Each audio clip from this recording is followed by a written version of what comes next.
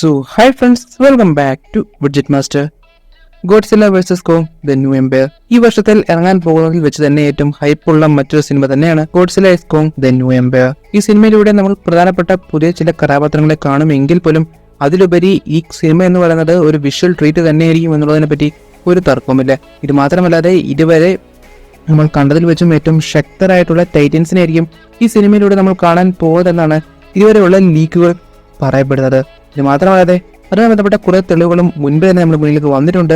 ഇതും കൂടിയല്ലാതെ അവർ ഒളിപ്പിച്ച് വെക്കാൻ ചാൻസ് ഉള്ള സകല ടൈറ്റൻസിനെ പറ്റിയുള്ള വിവരങ്ങളും നമ്മൾ നേരത്തെ തന്നെ അറിഞ്ഞിട്ടുണ്ട്. സോ എന്തെങ്കിലും നമ്മൾ ഇന്നിൽ നോക്കാൻ പോകുന്നത് എങ്ങനെയായിരിക്കും ഈ ടൈറ്റൻസ് എല്ലാം കൺട്രോളിലായിരിക്കുന്നത് എന്നുള്ളത് തന്നെയാണ്.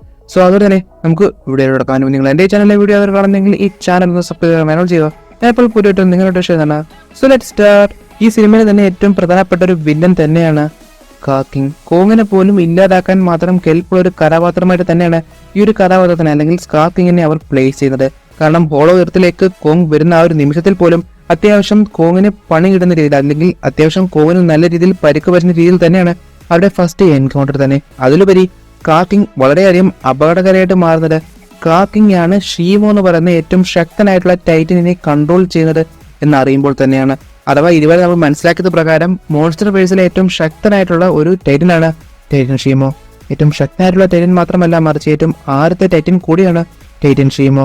ഗോഡ്സിലയും കോങ്ങും പോലും ഈ ഒരു ടൈറ്റനെ പേടിക്കുന്നുണ്ട് എങ്കിൽ തീർച്ചയായിട്ടും ഈ ഒരു കഥാപാത്രം എത്രമാത്രം അല്ലെങ്കിൽ ഈ ഒരു ടൈറ്റൻ എത്രമാത്രം ശക്തനായിരിക്കും എന്നതിനെ പറ്റി ഒരു ഐഡിയ നിങ്ങൾക്ക് ഇപ്പോൾ തന്നെ ഊഹിക്കാൻ സാധിക്കും. ഇത് മാത്രമല്ലാതെ ബാക്കിയുള്ള എല്ലാ ടൈറ്റൻസിനും അഥവാ നമ്മൾ ഇതുവരെ മോൺസ്റ്റർ വേഴ്സിന്റെ സിനിമകളിൽ ഏതൊക്കെ ടൈറ്റൻസിനെ കണ്ടിട്ടുണ്ടോ അവയിൽ ഒട്ടുമിക്കതും മഞ്ഞിനുള്ളിൽ തറയ്ക്കപ്പെട്ട നിലയിൽ തന്നെയായിരുന്നു കാണപ്പെട്ടിരുന്നത്.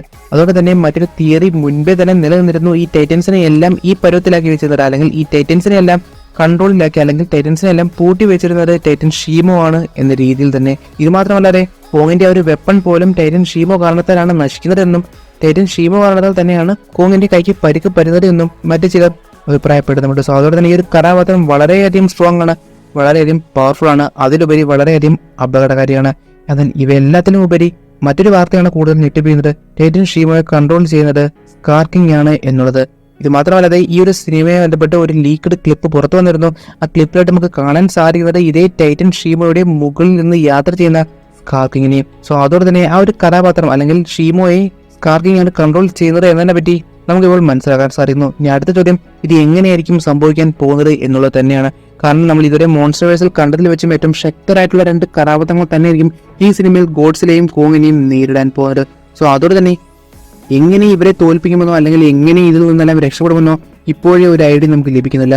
ചിലപ്പോൾ ഒരു ടൈറ്റന്റെയും മരണം പോലും ഈ ഒരു സിനിമയിലൂടെ നമ്മൾ കാണാൻ ചാൻസ് ഉണ്ടെന്ന് പറഞ്ഞു കഴിഞ്ഞാലും വലിയ അതിശയമില്ല. എല്ലാത്തിനും പിന്നിലായിട്ട് നമുക്ക് മനസ്സിലാക്കാൻ സാധിക്കുന്നത് ഹോളോ എർത്ത് തന്നെയാണ് എന്നുള്ളത് തന്നെയാണ്. അഥവാ ഹോളോ എർത്ത് പ്രത്യേകിച്ച് സ്കാർക്കിങ്ങിന് എന്തൊക്കെയോ പ്രത്യേക തരത്തിലുള്ള പവറുകൾ പ്രൊവൈഡ് ചെയ്യുന്നുണ്ട്. നമ്മൾ ഈ സിനിമയിലൂടെ ഹോളോ എർത്തിലായിട്ട് കുറേയധികം പ്രത്യേക തരത്തിലുള്ള ക്രിസ്റ്റൽസിനെ കാണുന്നുണ്ട്. നമ്മൾ ട്രെയിലറിന്റെ പല ഭാഗത്തും ഇത്തരത്തിലുള്ള ക്രിസ്റ്റൽസ് കാണുന്നുണ്ട്.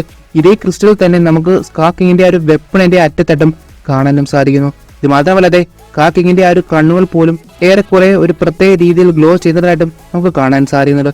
സോ അതോടെ തന്നെ ഈ ക്രിസ്റ്റൽസിനും ഈ കഥാപാത്രത്തിന് പ്രത്യേകിച്ച് സ്കാർക്കിങ്ങിനുമായിട്ടും എന്തോ കണക്ഷൻ ഉണ്ട്, എന്തോ ഒരു പ്രത്യേകതരം പവർ ഈ ഒരു ക്രിസ്റ്റൽ കാരണത്താൽ സ്കാർക്കിങ് പോസസ് ചെയ്യുന്നുണ്ട് എന്നാണ് ഒരു തിയറി വളരെയധികം ശക്തമായിട്ട് അഭിപ്രായപ്പെടുന്നത്. ഇതേ പവർ കൊണ്ട് തന്നെയാണ് സ്കാർക്കിങ് ഷീമോയെ കൺട്രോളിൽ വെക്കുന്നത് എന്നുമാണ് ഇപ്പോൾ നമുക്ക് മനസ്സിലാക്കാനും സാധിക്കുന്നത്. അഥവാ ടൈറ്റൻ ഷീമോ അത്രമാത്രം പവർഫുൾ ആയിട്ടുള്ള ഒരു കഥാപാത്രമാണ് എന്നതിനെ പറ്റി ഒരു ഐഡിയ ഇപ്പോഴും നമുക്കുണ്ട്. എന്നാൽ ഇതേ ടൈറ്റൻ ഷീമോയെ വെച്ചുകൊണ്ട് മുഴുവൻ എർത്തിനെയും അല്ലെങ്കിൽ മുഴുവൻ ടൈറ്റൻസിനെയും കൺട്രോളിൽ വെക്കുക എന്നൊരു ലക്ഷ്യം തന്നെയാണ് സ്കാർക്കിങ്ങിനുള്ളത്. തന്റെ ഇതേ പവർ വെച്ചുകൊണ്ട് തന്നെയാണ് സ്കാർക്കിങ് ഓൾറെഡി ഹോളോ എർത്തിൽ ഒരു രാജാവായിട്ട് നിൽക്കുന്നത്. അഥവാ ബാക്കിയുള്ള ഒറാങ്കുട്ടൻ അല്ലെങ്കിൽ ബാക്കിയുള്ള ആ ഒരു മങ്കി സ്പീഷീസിനെല്ലാം പുള്ളിക്കാരൻ കൺട്രോളിൽ വെച്ചിരിക്കുക തന്നെയാണ്. ഒറ്റ ലക്ഷ്യം മാത്രം, ഈ എർത്തിനെയും അതേപോലെ ബാക്കിയുള്ള ടൈറ്റൻസിനെയും കൺട്രോൾ ചെയ്യുക. സോ അതോടെ തന്നെ വളരെയധികം അപകടകാരി സ്കാർക്കിങ് ആണ് എന്നതിനെ പറ്റി ഒരു തർക്കവുമില്ല.